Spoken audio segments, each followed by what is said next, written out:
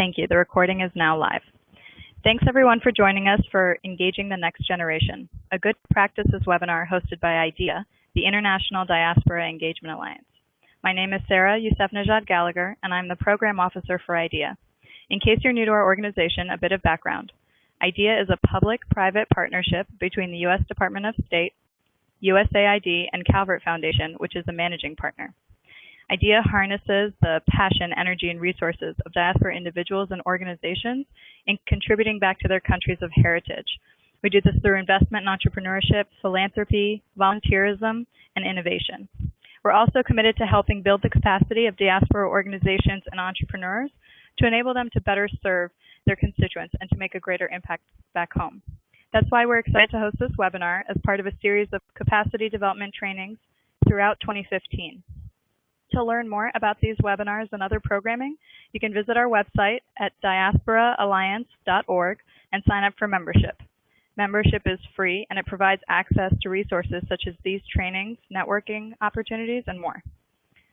So why are we focusing this webinar on millennial engagement? One well-known challenge to the work of diaspora organizations is engaging the next generation, in particular millennials, and especially in development. Millennials can be difficult for organizations to engage for a number of reasons. A few of those are the challenge of finding causes that appeal across generations, and the need to adapt the way we communicate to better resonate with younger generations. In addition, many millennials are a generation or more removed from their countries of heritage and have a less direct connection for diaspora organizations to build upon. So despite these challenges, we know, and we've heard from our constituents, that effectively engaging millennials is something diaspora organizations must consider and plan for in order to be effective and to be able to continue their work. So we're thrilled to have on this call 3 stellar diaspora groups who are successfully engaging the millennial generation: Armenian National Committee of America, the Raven Group, and Group Echo Haiti. Just to give you a quick idea of how today's call will go, we'll start off with Aram Hamparian, the Executive Director of ANCA, followed by Cleve Mestor, Global Solutions Consultant at the Raven Group, and finally Annabelle Pierre and Marc-Alain Boussico from Group Echo Haiti. After the presenters have shared their experiences, we'll take questions through the messaging function that I mentioned on the left side of your screen. Feel free to send questions as they come up. You don't have to wait until the end to send them. So we'll start with Aram from ANCA. I attended a Global Diaspora Week event in 2014 at ANCA, and I was amazed at the number of youth at the event. There really didn't appear to be anyone over the age of 35 in the room. And I was also impressed by the level of passionate engagement I witnessed. I knew I had to get them to come talk to us and our constituents about what they're doing and what they've learned. So with that, I'm going to turn it over to Aram. Thank you so much, Sarah. Thank you to IDEA. Thank you to the Calvert Foundation and everyone involved in this very, very worthwhile project. It is a pleasure to join with you today. A little bit about myself. I am essentially a third generation Armenian in America. My kids are now the 4th generation to grow up in America. The Armenian community has been in this country for something like 120 years, since literally the 1890s. But I'm proud to say, even though my kids are in their 4th generation, we go and spend essentially every summer in Armenia with them. I think this is a reflection of how very youth-focused the Armenian community is. If you look at where we make our greatest investments, they're in schools, online education, youth groups, sports teams, scouting programs, and summer camps. We make this investment because these make everything else possible. Here in DC, as an advocacy group or a lobbying group, we've seen that half of what we need to get done gets done through government affairs and grassroots activism, which is what ANC does. But the other half is done by Armenians who work inside public policy, who work in media or in government or in advocacy. And this, again, just like we invest in young people, when they're maybe 10 or 15 or 20, we also have to invest in young people in their 20s as they start careers. And we work very hard to encourage them to pursue careers in public policy. It's the young people who are going to make launch these careers. It's the young people who are going to, enter this field. It's not going to be older folks who have already have a career trajectory. It's going to be young people typically in their 20s. We saw this need and we give you just one example of this program that we set up to facilitate this process, and then I want to go over some thoughts about millennial engagement. But this project, typically for 20-somethings, is based on the fact that there's a lot of talented young Armenians, just like there are many talented immigrant groups and ethnic groups across America, and they're pursuing their ambitions, and they're going into business or into corporations, or they're going into education or finance or some field or other. We want to steer a segment of those over to public policy because we think that they can help shape the way public policy is made in America in ways that reflect our community's values. We know that when we speak to young people, we can't just talk to them about their obligations. We can't just talk about guilt or their responsibilities. That gets you so far, but it doesn't get you where you need to go. We also have to speak to their aspirations and their ambitions. We have to reconcile the fact that they are connected to their roots, but they're also looking forward to their opportunities. And that's a really important tension, a creative tension in every immigrant and ethnic group. It's that tension between young people's connection to their origins and their hopes and their opportunities for the future. So we set up this program where we invite young people to DC. They typically come without friends. They don't have friends here, they don't have contacts here, and they don't have housing here. So we provide all of those. We provide training. We have staff that provides them with training, fix their resume, do mock interviews so they can practice.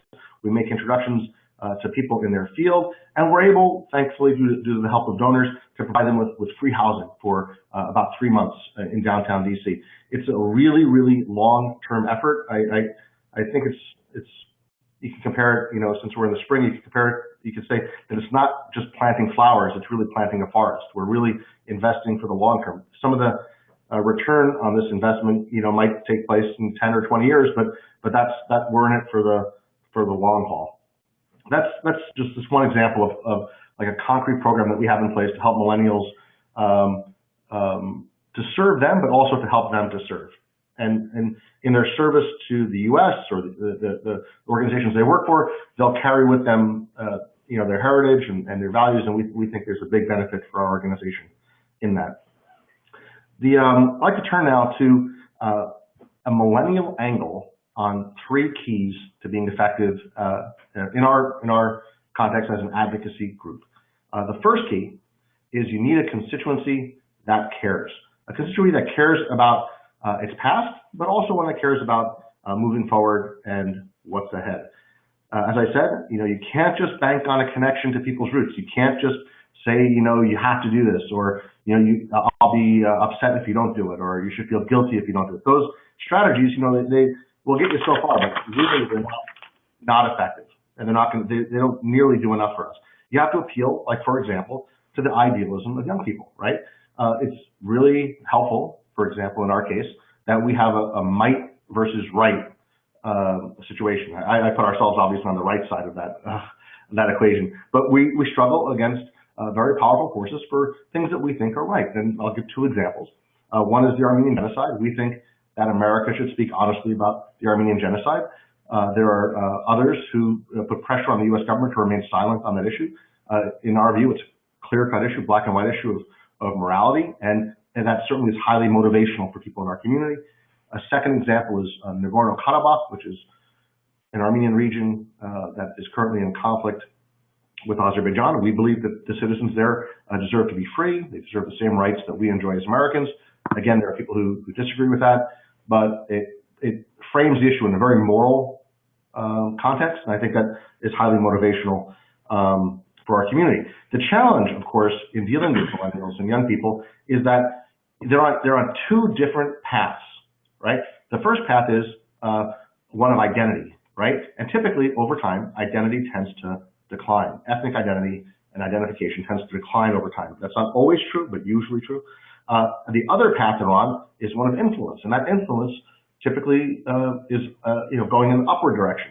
So if my grandfather didn't get an American education, if his English wasn't very strong, his kids did go to college, his kids did have opportunities, and his grandkids and his great-grandkids now have vastly greater ability to leverage the American political system in ways that reflect their perspectives, their views, their values. That's a very important dichotomy or irony or paradox of our existence as ethnics. And the millennials are caught right there at the crux of it. So that's the first challenge, is finding people who care, but not just appealing to their responsibilities, but also speaking to their ambitions. The second thing, and this is really the heart of what I like to share, is you need a constituency that understands what it needs to make change in America. This is the strength of the millennials. Young people today are very tuned in to the grassroots movements to make change. If a young person doesn't know how to make change, they can Google how to make change on their iPhone, and in 5 or 10 minutes, or certainly a few hours, get the basic fundamentals. There's no lack of information anymore. That idea of we need to educate people or inform them about what it takes, that's an old paradigm. It doesn't exist. We do, though, live in a very rapidly changing world, and young people are certainly the best at keeping up with that world. And even though we need to always look forward, I just want to touch on the fact that there are some old school ideas that still make sense. And I'm always reminded of a great quote. You can actually see the quote if you're in Union Station. There's a statue of A. Philip Randolph right near where the trains depart, the Amtrak trains depart. And he was a great union organizer, a great civil rights leader. And he wrote this many, many years ago. He said, "At the banquet table of nature, there are no reserved seats. You get what you can take and you keep what you can hold. If you can't take anything, you won't get anything. And if you can't hold anything, you won't keep anything. And you can't take anything without organization." You know, truer words have never been spoken. He nailed it. That's old school stuff, but it still makes sense today. The other sort of basics, the nuts and bolts of organizing, you know, this is standard stuff. I won't bore you with it. It's the lobbying, the media work, the social network work, the fundraising, the volunteering for campaigns. This is the stuff of political power in America. We all know that. I won't review it with you. Obviously, we always have to frame our requests in the terms of U.S. interests, in terms of American values, and very often in terms of the political ambitions of the people that we're speaking with, typically elected officials. Really core to this issue is how we manage generational challenges. Ethnic groups, immigrant groups this is really, really a very central concern, especially anyone in their 20s is going to know that managing generational change is very important. And if it's done well, it is very valuable. It's always a struggle to focus less on status, because status means a lot in a lot of traditional cultures, including the Armenian culture, right? And the idea that everyone gets a veto also has deep roots in our world, so that you might be dealing with 20 characters or 20 leaders or 20 important opinion leaders, with each one feeling that they can pull the brake on the train whenever they don't like what's going on. That's a very, very unhealthy way to organize any effort. And there's good news and bad news there. The good news is, because status and often petty concerns predominate, you might see, for example, that I'll speak figuratively. 20 people who gather together might fight endlessly over who sits where at the table, right, when they're going to discuss something. That's the bad news. The good news is, when they finally do sit down, if they're serious and they're respectful, they'll probably find out that they agree on much, much more than they disagree. The conflicts very often are personality and status driven, and usually not policy driven. If they are, they can be managed, but the trick is to get past the status and personality and petty things. That doesn't always happen, though, in ethnic communities. Very often, here's what happens, right? You have an older generation that really hangs on very aggressively, that really seeks control. That's not because they're bad or anything. It's because maybe they have some love or fear or other emotion that really drives them to want things to stay the way they are, and that locks out a lot of the most talented young people who really want to make a difference and see that they've hit a ceiling and there's nowhere for them to go. A healthier model, of course, is a group that creates space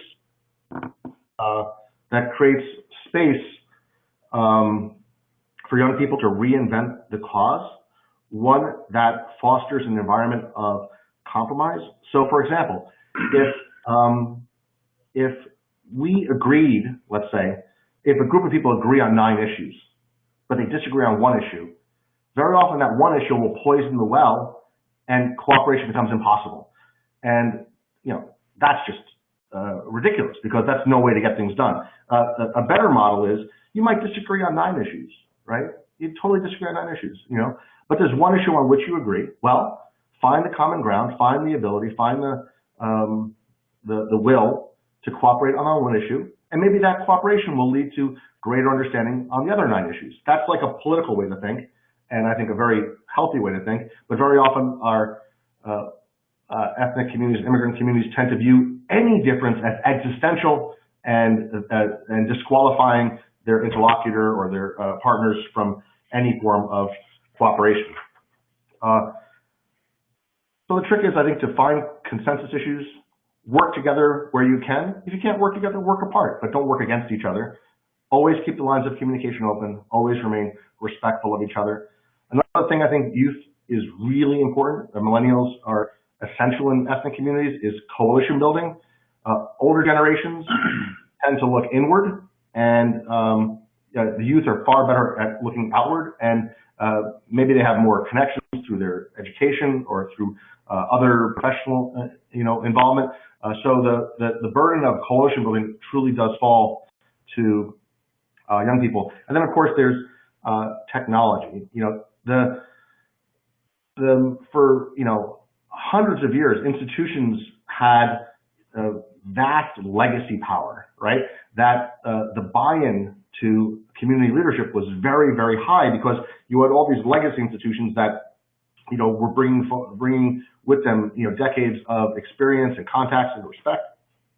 That doesn't exist anymore. Those legacy groups, that legacy doesn't really carry forward very much. And in fact, the internet allows young people to have a very, very low threshold for entry. So you can be a group today without having to buy a building, without having to hire staff, without having to do all the sort of heavy investments that these big institutions have made, which is good because it creates competition, right? And the older organizations, if they want to survive, they've got to keep up. The new organizations have an opportunity to win the hearts and minds of folks in the community, and that competition is only healthy. Of course, there'll be resistance, and of course, there'll be all sorts of pushback, but that competition is a healthy and constructive thing.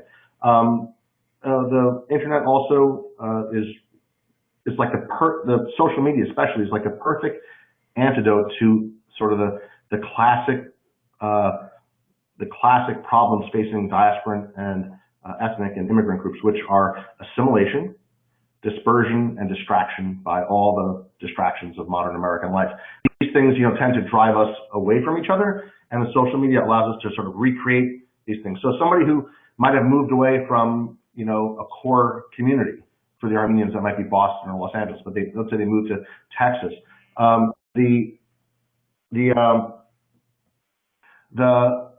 That person might not be able to attend an event, right? Like they used to in Glendale or Watertown or some other typical Armenian community center, but now they can engage through the internet. If they are distracted by many, many other things, right? Like for example,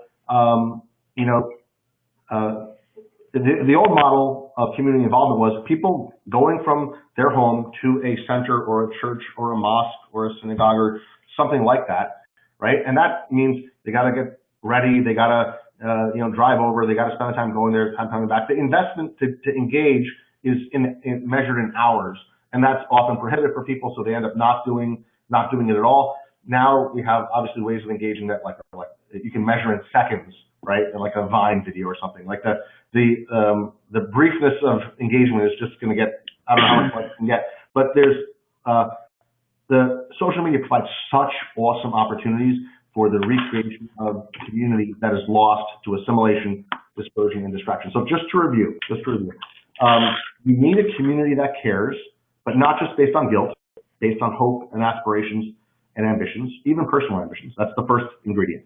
People that care, that have bought in. The second is knowing what to do, and that's the politics, the community management, dealing with generational issues. These things are all doable. and they can be done better and they can be done worse, but by learning from others and you know, working together, these things can all be done. The third ingredient is actually the most important, and usually where ethnic communities, diasporan communities, immigrant communities tend to fail, which is having a constituency, having a community that believes, one that has faith, one that believes that you can make a difference. Now, this is like a classic dilemma, or classic challenge, I think, for millennials, which is they're right in between, right? The political culture that their families brought with them to America and the political culture of America, right? And they're usually very different things. I'll speak just as an Armenian, that the Armenians lived for thousands of years. There were times when Armenians governed themselves, and vast stretches when Armenians were part of other empires. And the political lessons learned and the survival strategies of living under someone else's empire are not the same as the ones you learn here in America.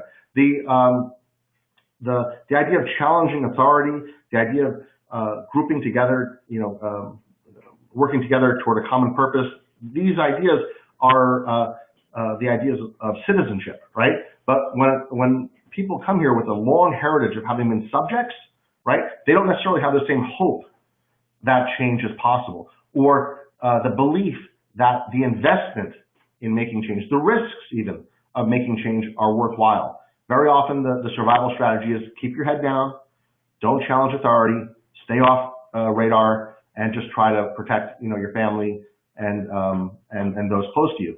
And the broader mission of trying to change your country or change the world, you know, is secondary or even lower. So this is, I think, a great challenge. The millennials, I think, especially today in America, given all the social movements in America, are perfectly positioned to help sort of break some of those older connections and to crush some of that fatalism that tends to hold us back, and to inspire some of the hope that we need. How do we do that? You know, I wish there were some easy formula, but my experience, and this is based on a couple of years of doing this, is that we have got to do it through our own example. The only way to teach our communities is by our example. We can lecture all we want, but we have to be good role models. And second, by handholding. The best way to explain, for example, how you interact with Congress is to invite people to interact with Congress and come meet with members of Congress with you. The first time they might want to listen, the second time they might want to comment, the third time they might want to lead the meeting. That's how these things happen. That's how the change occurs, through our example and by handholding. This, I think, and I'll wrap up with this idea, is that, you know, we can have a community that cares, and I think many of us do. We can have young people that understand what it takes to make change, and I think we have that as well. The final ingredient, and the one that is so essential, is that we inspire our community with the faith that they can make a difference. So with that, I'll wrap up, and thank you once again, Sarah, and everyone else on your team for this wonderful opportunity. Thank you. Thank you so much. You made a lot of important points, and I just want to highlight a few before we move on. When you're talking about the strengths of millennials, one is that they already know how to make change. And I mean, this isn't unique to millennials, but millennials, especially with their access and knowledge of technology, can access this kind of information very easily. The other is that they're really good at coalition building and bringing resources and networks to your organization from outside. And then just a couple points you made about how to, you know, things to keep in mind when you're engaging them. I liked that you mentioned, you know, not just focusing on guilt and obligation as reasons why people should be involved, but the opportunities that they have when they work with your group. Another you mentioned was not focusing on status. Millennials, I think you're right, increasingly are not as hierarchical when they're thinking about who has power and influence. It's really who can show that they have that. And then I spoke about the tech one. I think you made some great points, and there are already a couple of questions for you, but we'll get to those at the end. Next, I'd like to have Clev from the Raven Group give us her insights on why millennial engagement is so important to diaspora work and how she and the Raven Group have been supporting some of these initiatives. Clev?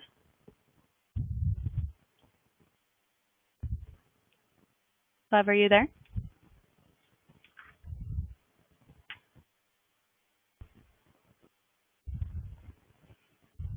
She may have herself on mute. Let me see. Clev, are you there? Okay.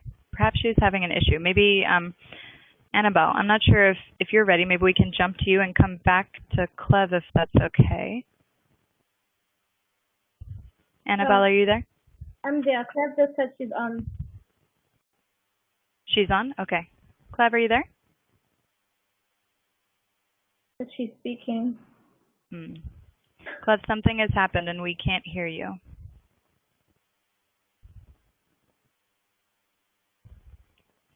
Sorry, folks, just a minute while we figure this out.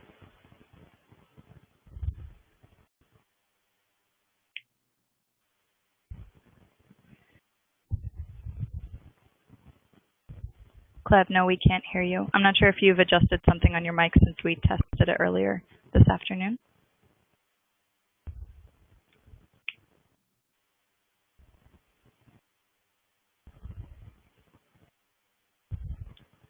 Okay, I think we're gonna, if it's okay, I think we'll jump to Annabelle and have her give a bit of info to us about Group Echo Haiti, and then we'll jump back to Clev afterwards and see if her sound is working again. So let me move to your slide, Annabelle. If you're ready, please go ahead. Okay. Well, I'm just going to actually just talk about how we can engage more diaspora millennials, and Makala is going to talk about the Group Echo Haiti more. So diaspora millennials, you know, all millennials are tech savvy, diverse, connected, and are activists, and we have a spark and energy, and that is something that I think we all need to leverage. So I think for organizations that want to engage millennials in their development work, I think they need to provide meaningful opportunities, meaning build spaces online or in person where young diasporas can become involved and feel that their involvement actually means something. They need to give their voice a meaning. So young diasporas should be involved in development as decision makers and not just as beneficiaries of the program. They should just be seen as change agents. And there should also be an element in everything and a conscious investment in making sure they are empowered young people and being developed and brought into the projects and being able to lead the projects as well. And I also believe that development agencies need to make an effort, more of an effort to implement programs designed or led by young people. They need to include young people in the decision-making processes and just have more projects led and ran by the youth. Or they can also host roundtable events where diasporas can attend and discuss opportunities to be more involved in their communities with pilot projects that need to be implemented in local communities. And to top it off, I'll just say that there should be more collaboration between development professionals and the young people who are in the field meeting young people every day.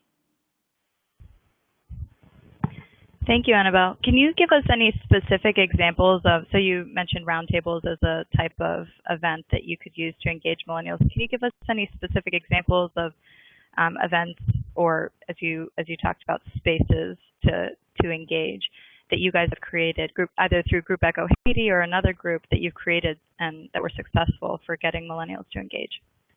Well, Group Echo Haiti hosted an event called Elan Haiti back in November. It was the first international youth forum in Haiti. And we basically brought young people from age 18 to 30 to Haiti to basically implement 4 projects in different fields. We had 20 people, around 20 people in different sectors such as education, entrepreneurship, environment, and international cooperation, and for them to be able to come up with 4 projects that will impact Haiti.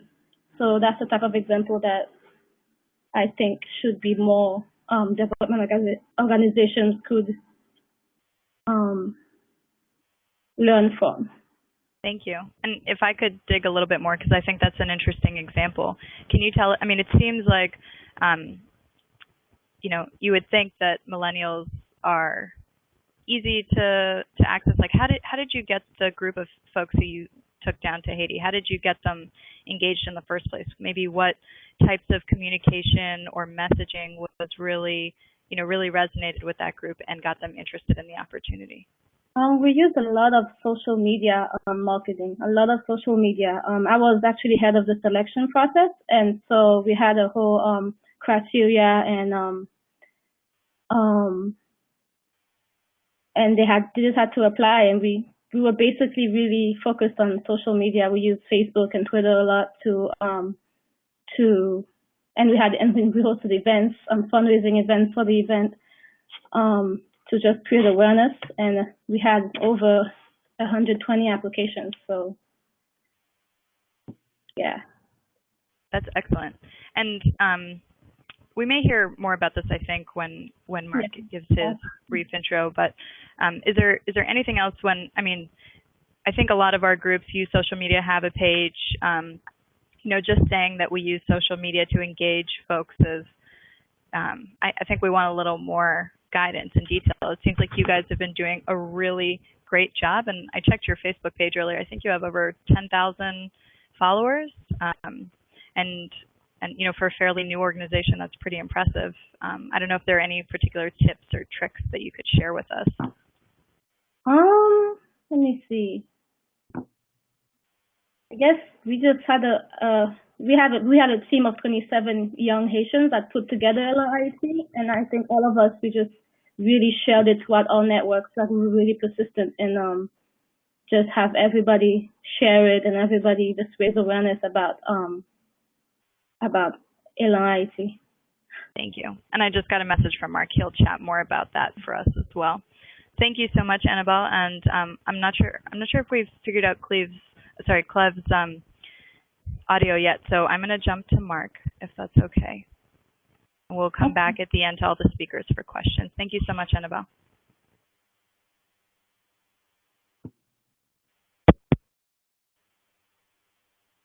Hi, Mark. Are you there? Yes, I'm here. Excellent. Yeah, we can hear you well. Thank you so much. Thank you, Sarah, and thank you to the IDEA team for putting this webinar together. And I think it's already an interesting success, because there are people here that are logged in from all around the United States and the world, and most likely working with diaspora groups all around the world, and mostly in Africa. I think this is a very interesting platform to discuss millennials engagement. Well, I am Mark. I founded with a group of Haitians, an organization, and that was about 8 years ago. I come here today probably as an option, showing a way of doing things, not just discussing issues, but providing solutions that are doable to our level. And when I mean our level, I think there's not a real understanding of, both from youth and both organizations working with them, about what their capacity is today and how that has transitioned from years before to today, and then the capacities of youth to be engaged in their community, and also with diaspora communities. I think that a lot of diaspora entities are still looking for answers, and Sai was bringing some of them. They're not sure exactly how is the youth shaped today and how they are engaging their communities. And this is, I think, a work that can be done by young people themselves, and now having them engaging the previous generation, because I think that's the discussion that is going on today. The previous generation have actually been trying to reach out to youth, but how much is young people trying to reach back at them and tell them about how they see things and how they want things to be done?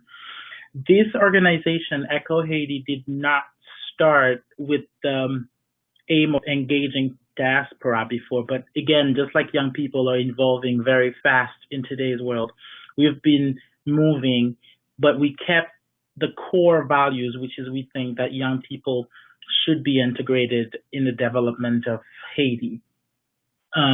We did this event called Elon Haiti last November, and the idea really started from trying to be involved in development, how we can do this, and then we went beyond the circles of just being in Haiti because we realized as young people, because we are professionals, we also work in development organizations, people like Annabelle, like myself, we see the importance of the diaspora, and then we wanted to reach out to it. And Elon Haiti was a conference, a roundtable, but it was more than just that. And I will be talking more about why I'm saying this. Elon Haiti tried to reach out both to Haitians in Haiti and in the diaspora. How did we communicate with this? I think there's one thing that is common to all young people in today's world is this striving, a feeling that they can make a difference in their community. Either it's them living in Haiti or in the diaspora. But at the same time, there's this miscommunication. There is this, there are two worlds. And I think in today's world, people need to understand that the relationship with diaspora is not just about helping a developing country. It's now about building partnerships. It's about building relationships. It's about growing together. And this is where we wanted to put an emphasis on.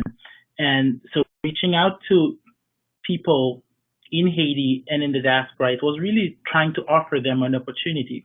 In our organizing days and mobilizing people to social media, we were telling them that this is an opportunity for you to connect with other Haitians and connect with diaspora together to bring out projects. And these projects are not just elements, they are also point in collaboration. It's a way for you to keep engaged with other people, and not just in the diaspora, but also in other parts of Haiti. So we brought in 100 young leaders. We call them young leaders because they're involving their community. We had them submitting applications. So we're using tools that are actually already out there, but not targeting young people. Our ideas are coming from what we're learning from the world, from the development world, from universities, from private sector in Haiti as well. So we showed the platform as a very important element for them to collaborate. And then we insist. And then one important thing is because this was another message coming from young people. I am 27 years old, and Annabelle is also 27 years old.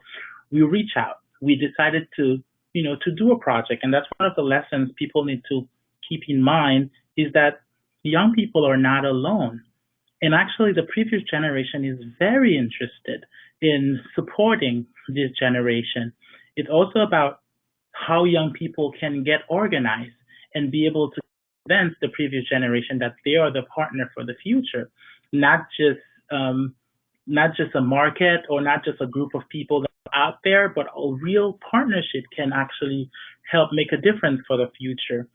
So as we move forward with this project, we reach out to, people like the Raven Group, the Haiti Renewal Alliance. They're diaspora organizations trying to also link Haitian with diaspora to another level. And they were very interested in providing their contribution and helping us organize, helping us communicate better, and helping us putting this thing together in a more organized way. And as this event took place in Limonade, Haiti, we brought in Haitians from 9 different departments of Haiti and from 10 different countries.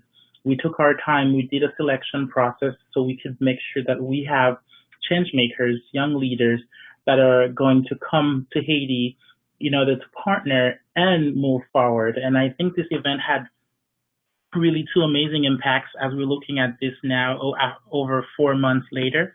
There are some direct impacts and there are some indirect impacts. The direct impact is this network that we created. We created a network that right now, these young people are all linked together through Facebook. They are They have WhatsApp groups where they communicate every day, every morning. They talk about their birthday. They talk about political issues in Haiti. They talk about economy, whatever they are writing. There's a big spread of information. And as Aram was saying before, there is no lack of information because technology is reaching a lot of places today. So they are sharing information every day, and that keeps both the diaspora community and the Haitian in the loop of what they're doing. And the project that they created, these projects are moving forward. They are still, we have separate groups on Facebook where they discuss each of the projects. A project came in an environment where they're trying to build, 3D printing solutions to plastic problems in Wanamant in Haiti. They're building education project together where they're trying to create a Coursera for Haiti, where, this platform where they can put information where for everyone to have access to good education. And this is inspiration coming from the diaspora and changing ways Haitians are also looking at the issue of education. In international cooperation, which is another sector we discussed, they came up with a project that is trying to, create a network to continue this type of activities and engaging the diaspora. In the last project in entrepreneurship, they're trying to create a platform where they can get investors from the diaspora and from Haiti to come and invest in young people idea. In terms of indirect impact, there's this continued collaboration going on among them, and now they're actually trying to get each other involved in their project. It's really a big step in, and then it's spreading out, and it's being really looking at as a starting point to increase diaspora collaboration with Haiti. Not just about aid; it's really about figuring out business opportunities, projects that they can work on with each other. And to end this, we're really happy that at the end of the year, this project that we did was recognized publicly by an organization in Haiti as really the event of the year, the most important event of the year, and that was organized by young people for young people. I think these are a type of example that people should really get inspired from and continue building toward that path. And we're really grateful that there was other previous generation that were involved in this, and then they supported it.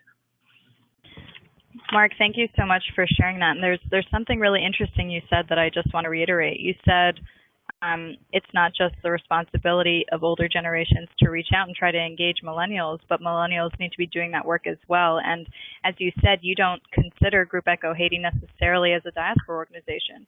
It's a group of young and engaged leaders who are trying to make change. And, I know that there are a lot of folks on the call who are running diaspora organizations and maybe consider themselves part of the older generation.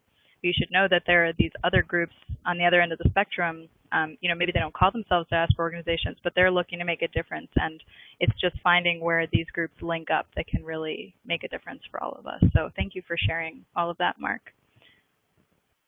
I'm going to jump back now to Cleve. I think she has, she's calling in, so let me just unmute. Cleve, are you there? Yes, I'm on. Can you hear me? Great. Yes, thank you. Sorry about those difficulties before. Well, apologies, everyone. Good morning and good afternoon. I'm thrilled to be on this call. Group Echo Haiti has done tremendous work that can serve as a model for other diaspora groups. I am Haitian American. I was born in Haiti but raised in the U.S. And I'll talk a bit about what we've learned from our work at the Raven Group. And for diaspora organizations, it's twofold. Many of you, do work here in the U.S., but you also do work back home as well. And for you, it's not just, youth within the diaspora here in the U.S., but it's also the youth back home as well. So, I will share some thoughts on things that you already know, but also, identify a few best practices or tactics that may be helpful. As many of you know, a growing majority of the world is under 30 years old. In the U.S., we have branded this new generation as Millennials, and we are investing in research to understand them and to try to predict how they will behave in the future. Of course, back home and in most of the developing nations that many of you support, they do not have such resources. But as they look around back home, they see they are outnumbered by young people who are not necessarily going into the agriculture or manufacturing or hospitality sectors. And for some, they're a little perplexed. Those of you on the call realize that technology has made all youth across the world, whether from wealthy or poor nations, citizens of the world. Their worldview and moral compass are interconnected globally like never before. So diaspora organizations have to think about the long-term sustainability of their efforts and must begin to engage and train a new generation of leaders who not only have greater technology proficiency than those of us who barely remember our 20s, but who are also skeptical about current development strategies and often resist conforming to institutional traditions, norms, and approaches. And let's be honest, many of you on the line are parents. You are the ones who raise the generation that do not believe in climbing the ladder and waiting their turn. And many of these characteristics cross geographic boundaries, and many studies have shown when you look globally, millennials tend to behave very similarly. So for a diaspora organization, the bottom line is that you must ascribe the same importance to engaging millennials when it comes to inclusion and diversity as we are now putting on gender equity. The future and viability of your organizations, programs, vision, and even mission depend on it. You have already heard about some of the best practices and tactics that should be in your toolbox. Let me add a few more. First, I think as you do work here in the U.S. or abroad back home, you should look to conduct informal focus groups with the youth in the communities you serve. Collecting this info may help you make the case for additional funding to target this group. And you can do this for millennials within the diaspora and the millennials back home. Next, you should decide which segment of this group makes most sense for your organization to target. You can look at teenagers under 20 years old or more adults, 21 to 30.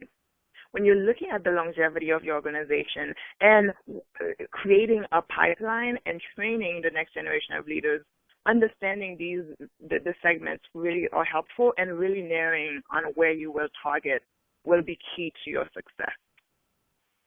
Also, as you hire and look to bring on new team members, spend a little more time and energy during the recruitment process soliciting resumes from youth who, yes, have the skills you're looking for, but can also add new ideas and fresh perspectives.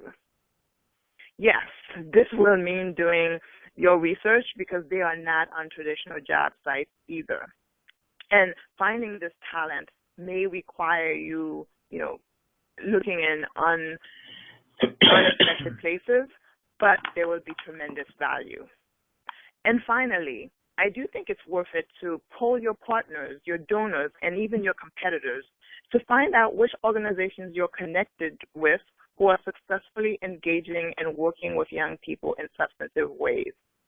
And the substantive ways is very critical because, as Mark and Annabelle has shared, that youth, the millennials, they want to play a significant role. They don't want to just be there for window dressing. And as you've already heard, this is a generation that knows how to make change. As has been said, it will be frustrating initially. It won't be easy because change is hard, and passing the baton a lot earlier than many expected is very challenging. But you should all know on this call that you are already behind and need to begin now in terms of harnessing the power and the intelligence of this generation, but also positioning your diaspora organizations, your homelands back home for success. I think Mark mentioned, and other speakers have mentioned that, millennials have a connection to their home ancestry, to their ancestral home in a way that is a little peculiar, at least to me, because many of them are 2 or 3 generations removed. Many of them were not born in that country. Many of them have never even been to that country, but they have a sense of commitment and they're very focused on impact. At the Raven Group, we worked a lot with the Haitian community. Many of our clients are Haitian American within the diaspora that do work in Haiti, or some of them are based in Haiti and are looking to do work in the U.S. For both groups, the diaspora community is very critical to their success. So engaging the diaspora community is something that we've thought a lot about. And I will tell you, where there's the tremendous opportunity, where there is tremendous growth potential, is looking at the population of the diaspora that are under 30 years old. There is resistance, but if you are looking to pass the baton and really train and show some of these tactics that you have valued, that you feel are necessary or even practical, you have to spend the time doing that engagement right now and identifying these natural born leaders who will step up and who will collaborate and who will partner. Last year we did a diaspora event. We partnered with the Canadian Embassy and Group Echo Haiti, and we really focused on this issue of millennials. We did it during Diaspora Week hosted by IDEA. And so it was a very successful event. We made sure that on the panel were millennials. And we made sure that, we invited millennials, but we also invited development organizations so that they could hear directly from them. I hope this is helpful. And again, apologies about the technical difficulty. But thank you for the time, and I look forward to your questions. No worries. Thank you so much, Cleve, for sharing that. And there's, you made a couple of interesting points, and one that I think, I want to reiterate is finding focus when you're targeting audiences. Even a group as broad as millennials, and they could be from different generations of immigrant families, could be all around the country and around the world. It's important to think about really who exactly you're trying to target. You'll have better success when you're doing that. So thank you. We're going to open the floor up to questions. Now we have a few that have been sent through the chat box. Let me just unmute our speakers here so that everyone will be able to respond. So the first question is for Aram, and it's, can you speak more about the tension between the connection Armenians have to their homeland and to their sense of future, where they are, and to be in service in the country they call home? This question was from Project Chakra. Sure.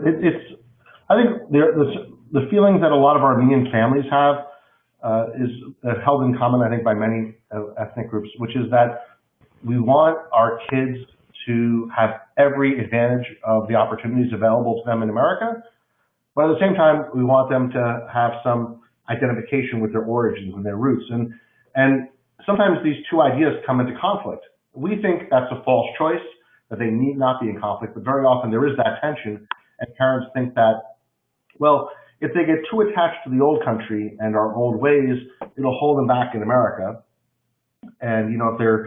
And, or they'll think, if they get too engaged in, American life, and get too focused on, the stuff of American culture, then they'll lose touch with their homelands. And obviously we want to find, a healthy balance. And that speaks exactly to this notion of this gateway program that we created.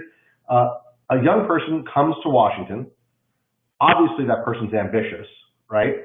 And they want to start their career. So they're all about what's next for them, right? They're not looking backward, they're looking forward. But then we're kind of putting a twist on that by saying, hey, the way forward might be through your community. Through the way to the new might be through something old. The way, there are a lot of networks in Washington, right? School networks, state networks, corporate networks, professional networks. We have an Armenian network. And we're telling them that we can be a ladder for you. You can move up more successfully, be more successful in life through some of these more traditional connections. And it seems to be working. I think the trick is to find the intelligent balance between the past and the future, and not fall into the trap of saying, well, we got to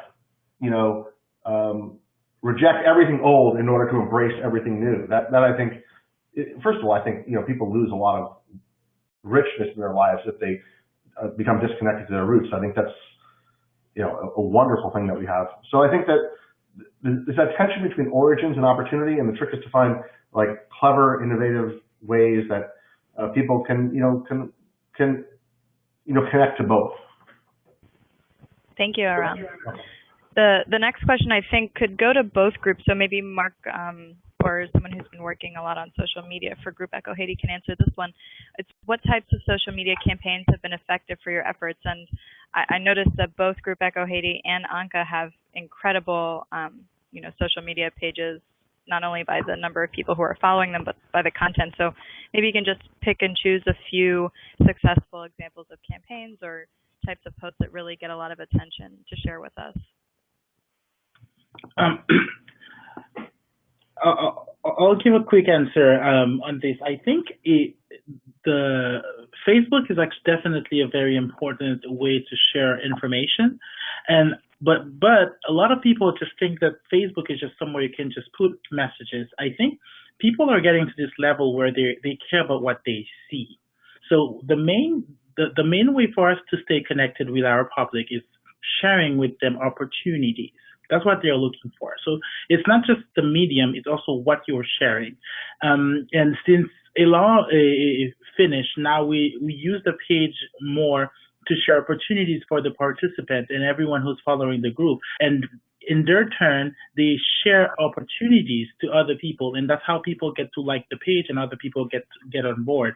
If people like ideas, and then they want to get involved, but at the end of the day, just again, like Aram was saying, they're ambitious. They want to move forward, and then they want the appropriate information for them to go in that direction, sharing scholarship opportunities with them, sharing opportunities for them to work with other organizations, job postings, the type of thing really get them our most popular post on our page. And of course, having information that are shared both by diaspora and Haitians that are a common interest ground, like how to get young people involved, what is going on in the youth community, things that they can learn, inspirational posts are also very important. Thank you, Mark. Aram, is there anything you want to add? Sure. I would say that, the social media is the lowest possible threshold gateway into our world. The types of actions that we ask of people are so incredibly minimal that a lot of people will do them, but the depth of the impact obviously is not very great. So as Mark and others have mentioned, it's a gateway, it's a ladder, it's a way to bring people into the system so you can escalate their activism to more meaningful levels. The stuff that works for us is anything that deals with celebrities. Is anytime a celebrity comes within 100 yards of an Armenian issue, it will get tons of likes and shares. George Clooney did an Armenian event this month, got a lot of coverage. Anytime Kim Kardashian, who's very famous Armenian, tweets about our issues, it becomes front page news somewhere in the world. And I'll give an example. About 3 weeks ago, I got to the office, and people in California had started sending us photos from a wall in several Starbucks in California that were offensive to Armenians. And that happened at about 9:30 in the morning, our time, 6:30 in the morning, Los Angeles time. And we organized a quick campaign about it. And by 2:30 in the afternoon, our time, Starbucks had posted an apology on our page and taken down the offensive artwork or ads. And that's like almost no effort went into that, just a few hours. But a lot of people showed interest. Other things we do, like we do something called marchtojustice.org, which is much, much more involved, that involves videos and sharing and, engagement points so that young people feel like they're part of something, and we track, how much people do. So it's like, I think giving people a lot of different options, but always trying to move them up the ladder. Like if we viewed, well, we got this many likes or this many shares, that would be, that's just the most superficial level of engagement. It's valuable to the extent that it brings people into the process and leads to them being, really meaningfully helpful. Thank you. Thank you very much. Yeah, go ahead. Yes, it's Clem. I wanted to also add that oftentimes people think, if you want to engage youth, you go to social media, and that's not necessarily the truth. One of the fastest growing groups on social media, is people over 50. And certainly immigrant communities are also a fast growing group. I do think it goes back to, if you're trying to reach youth, it's important to have youth in your organizational structure at the table as well. Because one of the things I found, having a niece who's 21 years old, is she's not really on Facebook and Twitter. That's just a cover for me. There are other ways that they engage and they use social media that I think diaspora groups could leverage new technologies that are not necessarily popular, but that can really help in terms of the targeting and get you closer to folks. But I think it involves really hearing from young people in terms of how do they communicate, what platforms are they using, is it Twitter, is it Facebook, and adapting those platforms as well. Thank you, Clem. I think that's a really good point. And actually, I have a couple of siblings who are teenagers, and they don't use Facebook. They say it's for old people. So that's increasingly true. Unfortunately, we're out of time. I know there are a couple of other questions from the audience. If you didn't have your question answered, there are email addresses in the slideshow, which I will send around afterwards along with the recording, and you can contact the speakers if you think that they'd have some valuable advice for you. I want to thank all of our speakers for taking the time today to share their experiences and really candidly their insights on this topic, and thank you also to the audience who's been really engaged and sending some great questions our way. So thank you to everyone, and I will follow up with the recording and the slides for those who are interested.